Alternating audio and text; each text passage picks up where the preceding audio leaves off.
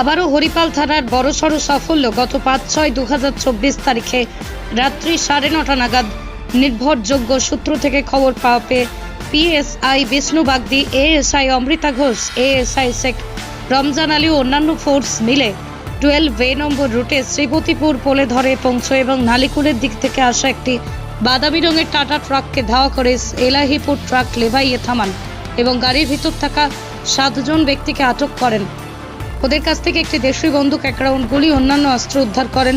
ওদেরকে জিজ্ঞাসাবাদ করে জানা যায় যে এখানে ডাকাতি করার উদ্দেশ্যে ঘোরাঘুরি করছিল।